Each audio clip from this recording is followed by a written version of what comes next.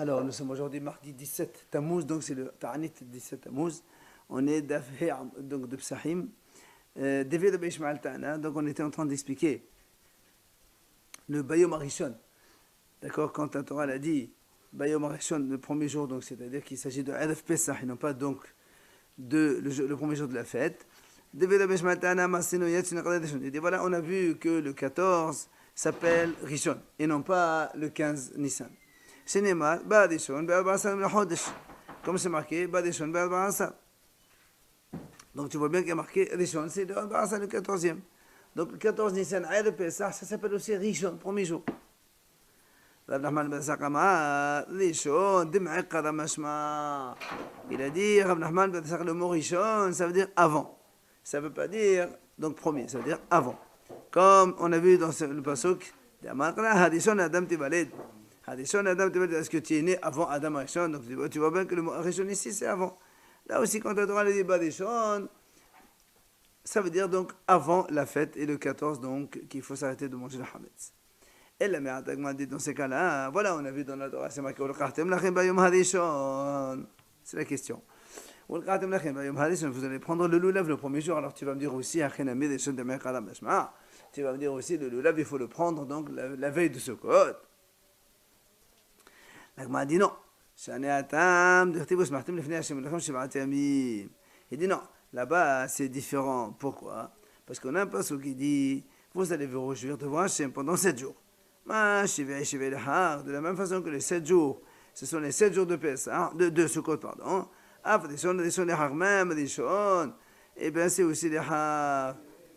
Alors, l'Agma dit, le Hag c'est Sukkot.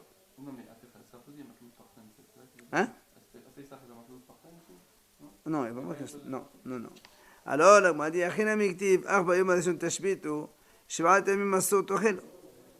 aussi, je peux te dire la même chose.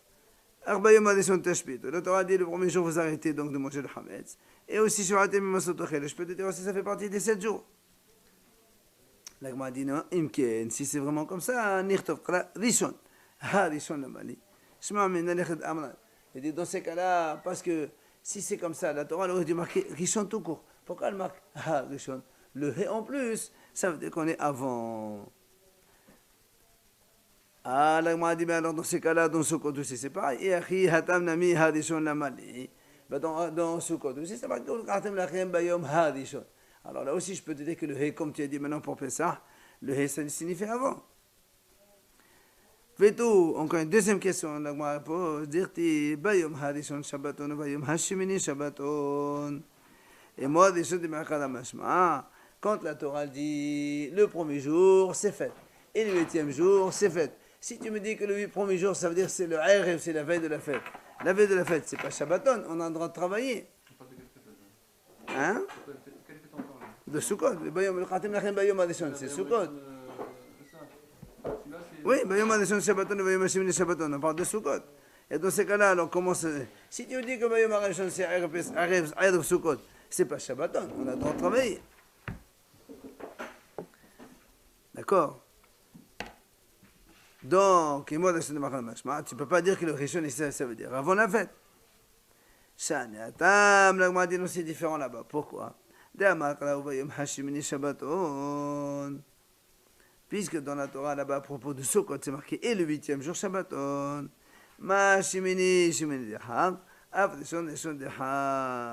De la même façon que le 8e, on parle bien du 8e jour de fête, de Sukkot.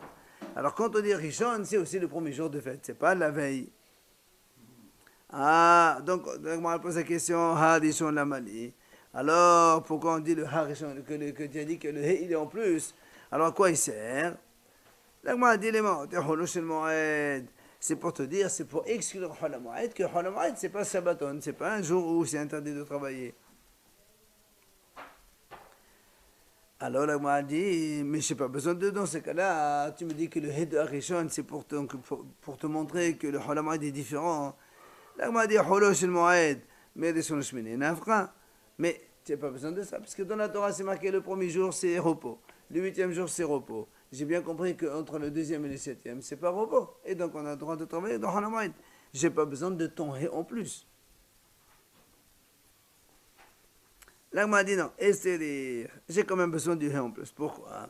Ça, j'aurais pu penser, il de khatab rahamana uva yom hashimini va mosif al nishon. Parce qu'il lui dit non. Si on n'avait pas marqué harishon, j'aurais dit, étant donné que la Torah a dit bayom harishon shabbaton, et après elle dit uva yom hashimini. Le uva yom, ça rajoute, le vav c'est conjonctif, c'est le e. Mosif al nishon. Ça veut dire avolu baron shomret. J'aurais pu penser, Bayom Harishon, c'est fait. Et aussi les autres jours, ou Bayom Hashimini aussi, c'est fait. Et donc j'ai inclus le Halamoïd aussi comme quoi c'est jour de fête. C'est pour ça que, Kamash Malan, on t'a marqué le Harishon et le He en plus. Alors l'Agma le dit dans ces cas-là, Vela Lertov Rahamana, le Vav et le He. Dans ces cas-là, pourquoi tu me dis, on écrit le Vav pour rajouter Halamoïd, et après on fait le He pour exclure le Halamoïd. N'écris pas ni le He ni le Vav, tu es tranquille. Tu ne peux pas me marquer une lettre pour, soi-disant, me faire comprendre, peut-être que je vais comprendre qu'il faut rajouter le Halamoïd comme quoi c'est jour de fête. Après, tu me dis, non, il y a le He, c'est pour exclure le Halamoïd comme quoi c'est un jour de fête. N'écris pas ni Vav ni He, et on a tout compris. Veto, l'Agma a dit, encore une autre question. Hatam dirti bayom hadishon mikra kodesh ilachem. Rishon de makala mashma. Là encore, quand la Torah dit bayom hadishon mikra kodesh, eh bien, tu ne peux pas me dire que le Mikra Kodesh, c'est la veille de fête, c'est pas possible. Et là, l'Agma répond. Hanesh Lusha Rishon, mais valez, il lui a dit, tu as raison. Il y a les mots Rishon qu'on a vus dans Sukkot, et qu'on a vus dans Badishon Bamasadim, le Chodesh, donc de Pessah. Et au Bayom Adishon, celui qu'on vient de voir maintenant, au Bayom Adishon Mikra Kodesh, à propos de Rosh Hashanah. Ces trois Rishon là, on a besoin. Pourquoi? C'est pour l'enseignement qu'on a enseigné chez Rabbi Ishmael. Qu'est-ce qu'il a dit? L'Itana de Rabbi Ishmael. On a enseigné donc à propos de Rabbi Ishmael. Bischat Shlosha Rishon, Zachou le Shlosha Rishon. Par le mérite de trois Rishon. Donc les trois psukim qu'on vient de voir maintenant. Un pour le Lulav, un pour Pessah et un pour la fête. Non, c'est pas Rosh Hashanah, c'est Sukkot. Oui, je me suis trompé. Alors, il dit, donc, c'est par le mérite de ces trois Rishon qui a marqué dans la Torah, qui sont en plus, les bénis Israël ont mérité trois Rishon. C'est quoi les trois Rishon? Un, les Achrid Zaran Shel Esav. Ils ont mérité donc de anéantir la descendance de Esav. Deux, les Venez Bet HaMikdash. Ils ont mérité la construction du Bet HaMikdash. Trois, Veleshmo Shel Mashiach. Et troisième, ils ont mérité donc le Mashiach. Il explique chacun. L'Achrid Zaran Shel Esav, en quel rapport avec Rishon? Il dit non. Comme à propos de Esav, c'est marqué Hadishon. Alors les bénis Israël ont pris le Rishon donc de la fête, et ça, le Rishon de la fête, ça permet donc d'anéantir le Rishon de Esav. ולבניין בית המקדש, דכתיב כיסא כבוד מרום מראשון, מקום מקדשנו. Là aussi, c'est marqué à propos du בית המקדש, כיסא כבוד מרום מראשון, מקום מקדשנו. Le בית המקדש, il a été qualifié de Rishon aussi. Donc grâce au Rishon de la fête, on a mérité aussi le Rishon בית המקדש.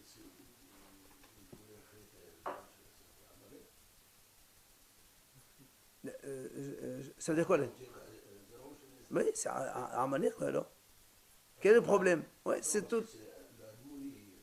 Admouni, c'est Esav. Mais non.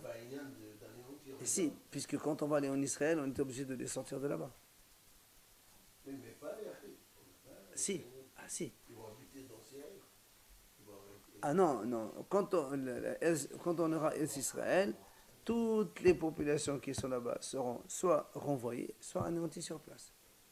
Celui qui accepte d'être renvoyé, il sera renvoyé. Celui qui n'accepte pas, il sera tué. C'est la conquête de la terre d'Israël. Enfin, Velishmo Shel Mashiach, Dirtiv, les Rishon Lission, Hennehenam. Là aussi, Rishon Lission, c'est ce qu'on annonce la venue du Mashiach le samedi soir. Donc là aussi, on voit que Mashiach est qualifié par le mot Rishon. Et donc, on a eu le mérite par les trois Rishon qu'on a vus. Rava Amar Mehacha. Il vient Rava et dit, d'ici on apprend.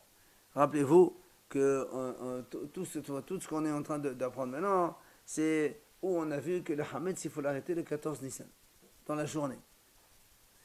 Il dit, Rabbah, c'est marqué dans la Torah, Lo tishhat al Hametz dam zifhi. Ça veut dire quoi? Lo tishhat al Pesach ba'adan Hametz qayam. Sachant que le Korban Pesach, il faut l'amener le 14 dans l'après-midi, à partir de Hatzot.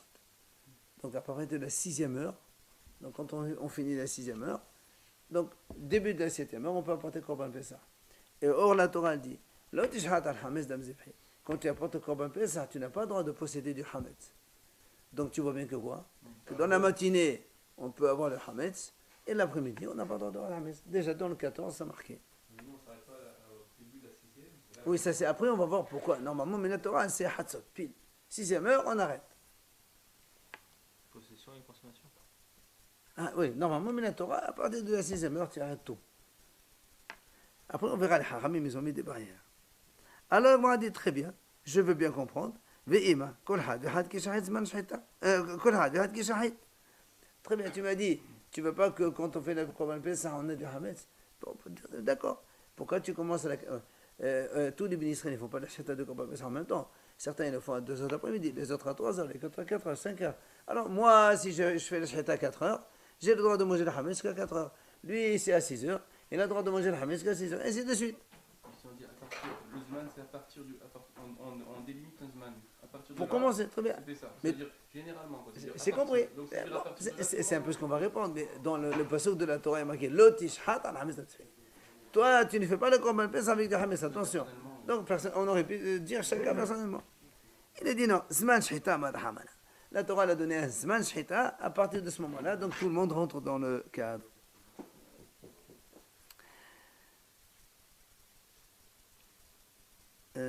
Tanya Namiachi, elle apporte une braïta. C'est marqué dans la Torah, Ar Bayom Harishon Tashbit Oseon Mebatechem. C'est marqué dans la Torah, vous allez arrêter le Hametz donc à partir du premier jour. Alors la braïta, elle dit la même chose. Est-ce que Me'er Yom Tov ou Eno Yom Tov Atzmo? Quand on dit le premier jour, est-ce que c'est le premier jour de Yom Tov, donc le premier jour de Pesach, qu'il faut arrêter le Hametz, ou c'est Yom Rishon, comme on vient d'expliquer maintenant, Erev Pesach? Donc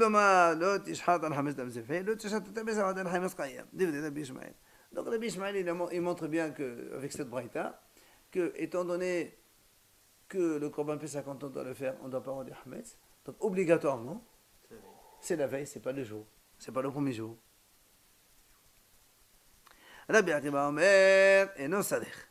Rabbi Akiva, il dit, tu n'as pas besoin de ça. J'ai encore plus simple. Hadeh Omer, c'est marqué dans la Torah, Arba Yom Harishon Tashbitu Se'om Mevatechem, Uchtiv, Kol Melacha Lo Ta'asu, U'Masen Lehavar Hashem Melacha. Rabbi Akiva, il dit, c'est très simple. Comment on se débarrasse du Hametz? Il faut le brûler. Or, dans la Torah, c'est marqué, dans le Kol Melacha Lo Ya'aseh Lachem. Yom Tov, on n'a pas le droit de faire un travail, sauf ce pour manger. Donc Yom Tov, je n'aurai pas le droit de brûler le Hametz. Alors la Torah dit Bayom Harishon Tashbit. Comment je fais là? Bayom Harishon, tu dois brûler le Hametz. Comment je fais? Donc obligatoirement, c'est la veille, c'est pas le jour de Pessah.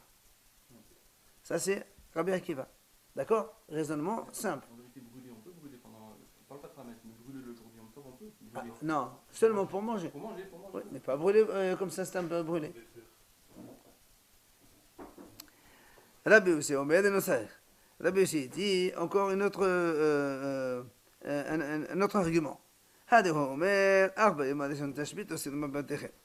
Donc le même pasuk, dans la Torah c'est marqué le premier jour vous arrêtez le Hametz.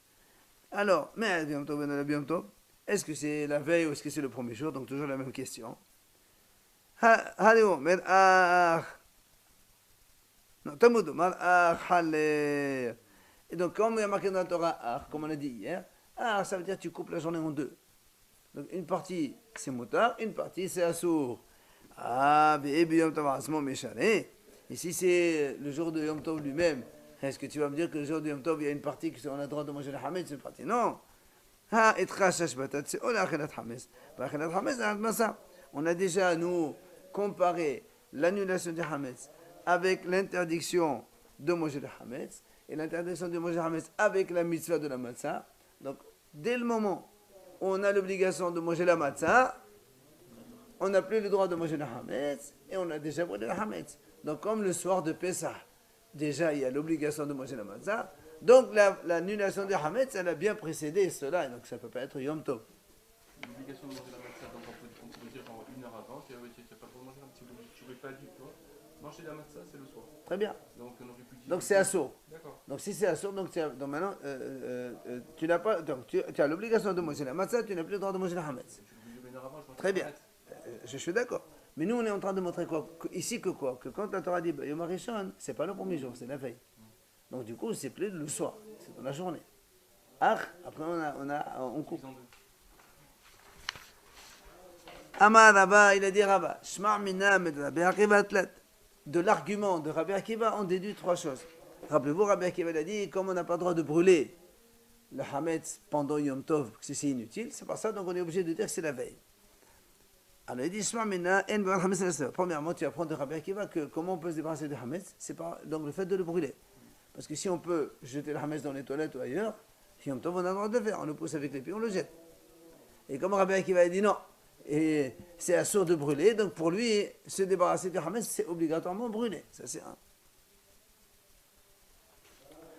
Ushma minna, havara le halik yasta. Ça on a vu déjà dans Shabbat. Rappelez-vous, dans la Torah c'est marqué, on n'a pas le droit de faire aucun travail Shabbat. Et dans la Torah on rajoute, une fois on a marqué, lo tevarado esh. On n'avait pas le droit là de brûler le feu. Alors nous on dit pourquoi, et les autres travaux on a le droit de faire, pourquoi la Torah l'a spécifié tu ne pas allumer le feu. Alors on a vu là-bas une mahloukot. Un il dit les halik, les laviades. Un hacham il a dit, c'est pour te dire que tous les autres 39 travaux, enfin les 38, celui qui les fait les hayab karet. Mais allumer le feu, c'est uniquement un commandement négatif. Avec malchout, il n'y a pas de mita. Mais l'autre, et ce que nous on retient, les halik, c'est pour te dire que si tu fais, ne crois pas que si tu fais 10 travaux au Shabbat, tu n'as qu'un seul. Non. La Torah a dit 39 travaux, tu n'as pas le droit de travailler. Et si on travaille, et ainsi de suite. Après, la Torah a spécifié un seul travail pour te dire attention, pour chaque travail, pour chaque melacha, il y a hayoub à part. Le halek, c'est pour diviser. Donc, selon Rabbi Akiva, obligatoirement, allumer le feu, c'est karet, et c'est pas. Ushma mina, lo amnenan hu ilvetah ba'da le mishul le sorer.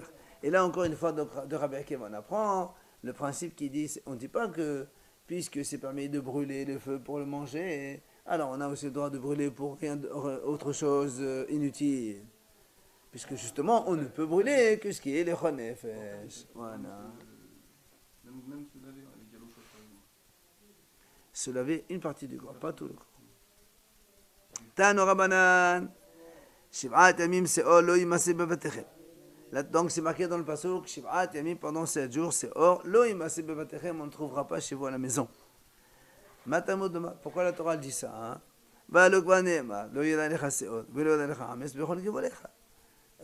Pourquoi on répète? C'est marqué dans la Torah clairement.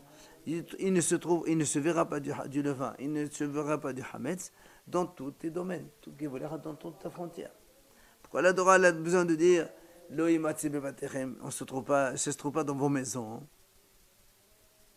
Alors la Gemara explique. Les fiches parce qu'il y a marqué lecha. Lo yada lecha seor. Hachamim ont dit c'est quoi lecha? Shel lecha et ataroe. Aval ataroe shel achirim shel gavoa. Comme la Torah dit lo yada et lecha, Hachamim ont expliqué c'est quoi le lecha? Ton hametz. Shel lecha. Ton hametz, tu n'as pas le droit. Et ataroe. C'est-à-dire tu n'as pas le droit de voir du hametz le tien chez toi. Mais hametz shel achirim aval ataroe shel achirim shel gavoa. C'est-à-dire que si un goy il laisse chez toi du hametz qui est à lui, tu n'es pas ouvert, tu n'es pas interdit.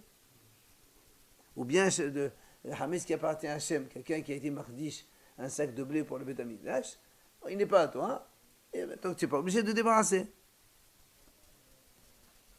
Alors, la Gemara dit, Yachol, Yatmin, Yaqab pardon tout hanochri. Ah, dans ces cas-là, si un goy me dit, tu sais, tu peux me garder s'il te plaît un sac de blé, je te le confie, tu me le gardes. Alors, est-ce qu'on peut le garder à la maison pendant Pessah? Talmud, c'est pour ça, la Torah dit, dans tes maisons, on ne trouvera rien. D'accord? C'est pour te dire, le tien, tu n'as pas le droit d'avoir. Alors on aurait pu penser Nous, on a déduit que ceux des autres, c'est moutard. Ah, donc c'est cas-là, si un gars te dit, s'il te plaît, tu peux me garder ça, alors on a le droit de garder. C'est pour ça que la Torah a donné un autre passage qui est marqué Lo imatse bevaterem, jamais on ne trouvera du hametz chez toi, même ceux des autres. Alors on a dit Eli, Ella ben chez le kibashto. D'accord. Le hametz qui appartient à un goy qui n'est pas chez toi, qui n'est pas ton esclave, celui-là tu n'as pas le droit de voir chez toi à la maison. Si maintenant tu as un esclave qui est chez toi ou un goy que tu domines, d'où on sait que lui aussi il n'a pas le droit de laisser d'avoir du hametz chez toi. C'est marqué dans la Torah. Là encore, on ne trouvera pas du hametz dans toutes vos maisons.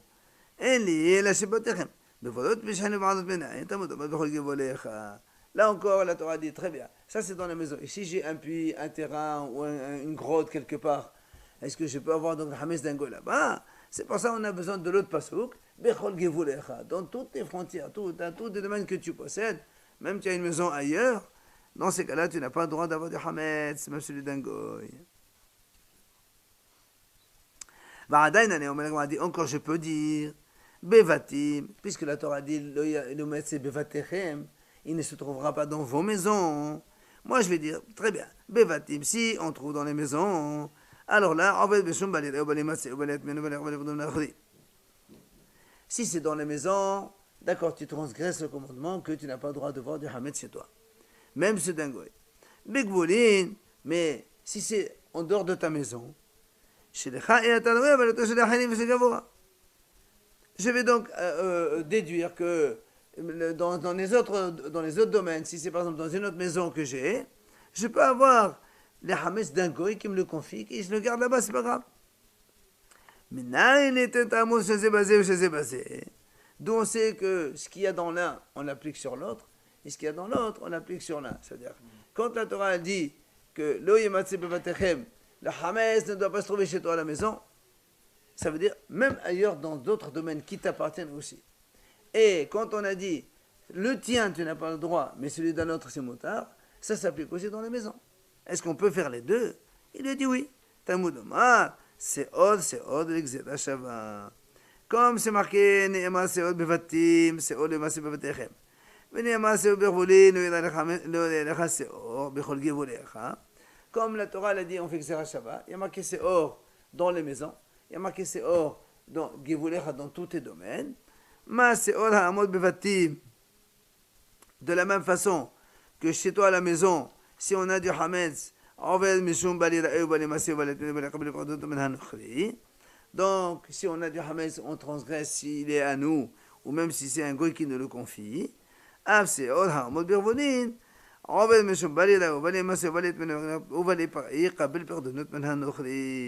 Donc de la même façon qu'on transgresse quand on a du hametz, le nôtre, ou celui d'un goy qui nous le confie, dans les maisons, la même chose dans les terrains et Begvolin aussi. Maintenant, Oma Seol Ha'amod Begvolin, Shelecha et Ataroé Avalato de Shelecham Shegavoa, Av Seol Ha'amod Batim, Avalato de Shelecham Shegavoa. Et de la même façon qu'on dit que le hametz qui t'appartient à toi, qui n'a pas le droit de se trouver chez toi à la maison, mais si c'est un goy, il vient avec son hametz, il rentre chez toi, ben il n'y a pas de problème, c'est pas un dadé, c'est pas le mien. Il y a marqué le tien, tu n'as pas le droit de voir. Mais chez la harim, tu as le droit de voir. Un gars, il rentre avec une baguette dans ta maison ou dans ton magasin. Ben, c'est pas un problème, c'est pas le mien, c'est le sien. Et ben là aussi, bevaterim aussi, c'est la même chose. Donc, que ce soit bechol givolecha ou que ce soit dans les bâtiments, la même chose. L'interdiction concerne uniquement la hametz qui est à toi ou qu'un goy te confie. Mais la hametz du goy, qui est le sien, qui rentre avec, ça, tu peux attendre, il n'y a aucun problème, tu as le droit de voir. Le conflit, c'est presque comme s'il était un autre, comme le conflit. Alors, on va voir justement après, est-ce qu'il y a un problème de responsabilité ou pas. Mais en tout cas, quand un gars avant Pessah, il te dit, voilà, j'ai un sac de blé, tu me le gardes chez toi à la maison, ben là, on ne peut pas. Amad mort. Ah oui, si c'est dans ton magasin, la femme, elle n'est pas au magasin. Alors, l'Agmal revient sur l'idée de tout à l'heure, quand on a dit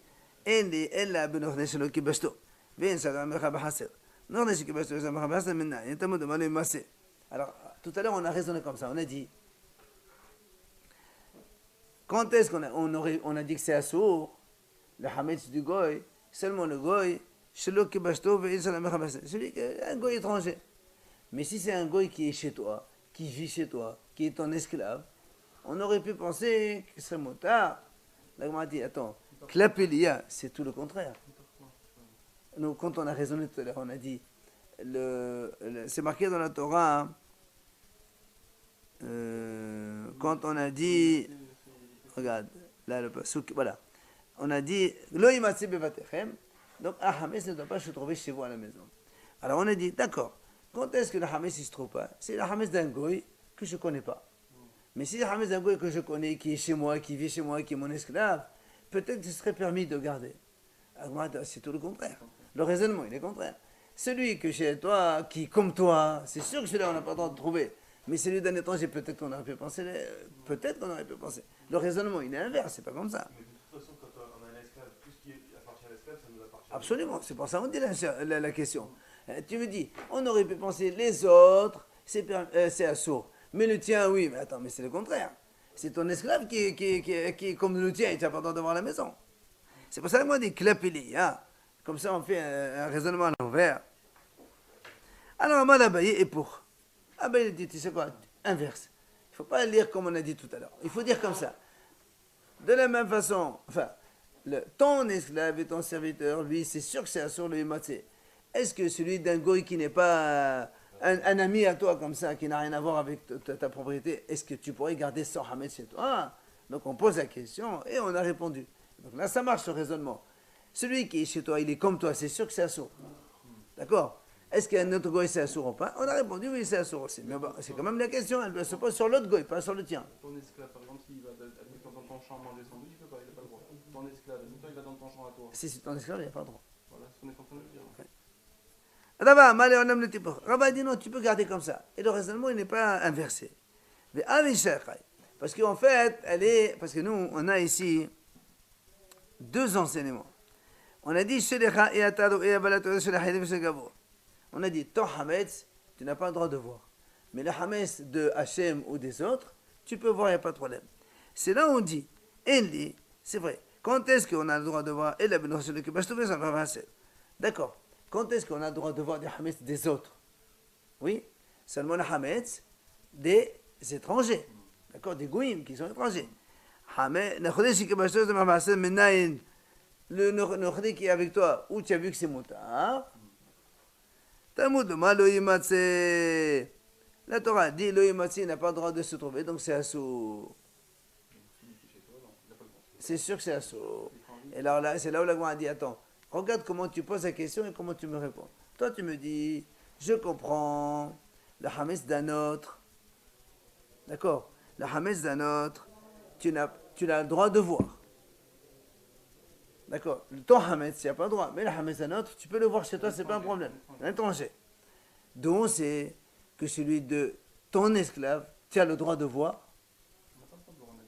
Oui, mais là, dans le raisonnement, Rava, il a maintenu le raisonnement comme ça. D'accord. La Torah qui a dit, la Torah dit comme ça, tu n'as pas le droit de voir le hametz qui t'appartient. Donc, nous, on a dit, celui qui ne t'appartient pas, tu peux le voir. Alors, nous, on a raisonné comme ça, on a dit, qui ne t'appartient pas, tu as le droit de voir à la maison. C'est quel hametz, ça? C'est le hametz des autres goy. Oui. D'où on sait que le hametz de ton esclave, tu as le droit de voir. Ici, puisque tu me dis les autres. On est d'accord. Toi, tu m'as dit celui d'un goy autre, tu peux voir. Mais celui de ton esclave, est-ce que tout ce qu'on a le droit de voir aussi? Justement, on n'a pas le droit de. Alors il a dit loïmatse. Il a dit non, tu n'as pas le droit de voir. Alors c'est là que moi dit, je ne comprends pas. Moi je te pose une question, est-ce que c'est autorisé? Et toi tu m'as répondu c'est interdit. On a différencié la Récha et la Sefa. Pour l'instant on est dans la Récha, c'est pour ça que moi elle va après répondre sur la Sefa. Pour l'instant on est sur la Récha. La Récha, comprenez, la Récha dit comme ça, ton hametz, tu n'as pas le droit de voir. Mais tu as le droit de voir le hametz des autres. Ça, c'est facile. On a dit, ça concerne le goy qui est étranger. Donc, un goy étranger, il a des hametz chez toi, il vient avec son hametz, tu peux voir. D'où on sait que le goy qui est chez toi, c'est motard aussi. Parce que comme ça, on a dit, donc le tien, tu n'as pas le droit de voir, mais celui d'un goy autre, tu as le droit. Donc on sait que le goy qui est chez toi, tu as le droit. Alors on a répondu non, tu n'as pas le droit. Il dit, attends, moi je te pose la question de tu as le droit, tu me dis tu n'as pas le droit. C'est ce que l'agma lui dit.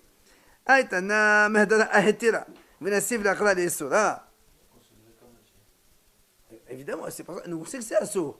Mais toi, lui, il te pose la question d'où on sait que c'est motard et toi, tu réponds que c'est assourd. Donc, selon le raisonnement de Rava, il ne marche pas. Alors, il dit non. Il a dit non, en vérité, il y a marqué 2 fois le mot lecha. Lecha, donc, c'est lecha, il y a marqué un autre passage lecha. Dans les parachutes, il y en a beaucoup de psukim. Il y a le Hames, le Seor, d'accord. Et donc, c'est pour ça, il dit, le deuxième, donc, quand il y a marqué 2 lecha, Le premier, c'est pour toi-même. Non. 1,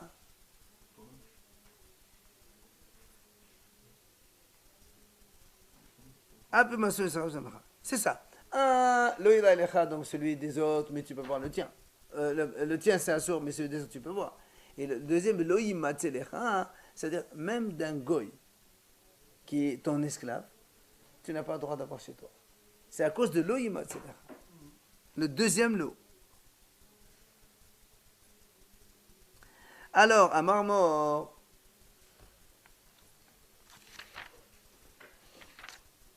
est-ce qu'on a le droit de prendre des objets de Hametz confiés d'un goy? On a dit non, on n'a pas le droit. C'est marqué le Yimatse. Alors, la Gemara dit, je ne comprends pas. Je ne comprends pas. D'abord, tu me dis, tu sais, c'est marqué dans la Torah, le ira elecha. Le tien, tu n'as pas le droit de posséder. Mais le Hametz des autres, tu as le droit de posséder. Et après, tu me dis non. Ou même un Hametz d'un goy, tu n'as pas le droit de voir à la maison. On ne comprend pas, c'est contradictoire. Hein? Le conflit, comme si c'était un peu à toi. Alors, c'est ce qu'il va répondre. Il va répondre. Il dit, il a dit, ça dépend. Si tu es garant, dans ces cas-là, c'est comme le tien. Et dans ce cas-là, tu n'as pas le droit d'avoir à la maison. Mais si tu n'es pas garant, que le goy te pose chez toi comme ça, des fois, le goy, on est ceux qui travaillent à la Moaïd, le commerce, un goy dit, je peux te laisser mon sac, je fais une course et je reviens. Si le sac il se perd et tu n'as aucune responsabilité, il n'y a pas de problème. Mais si le gars te dit attention, fais attention, hein, s'il y a un sandwich, ça va, c'est fichu après. Tu n'as pas le droit, c'est le tien. C'est un gant. Voilà, exactement. Si tu as la responsabilité dessus, c'est ce que la Gemara le dit. D'accord? Quand si tu es garant, alors là, tu n'as pas le droit d'avoir. Mais si tu n'as pas de garantie, eh bien dans ces cas-là, tu peux. Comme on nous a donné une petite histoire, qui a dit Rava, il a dit aux habitants de Mhouza, dans sa ville, avant, il y avait les soldats goy qui venaient, ils rentraient dans les maisons pour habiter, comme ça, par force. C'est les soldats goy, c'est un petit peu réquisition, on réquisitionne les maisons. Alors Rava, il dit aux juifs, attention, débarrassez la Hametz des soldats de votre maison. Pourquoi? Parce que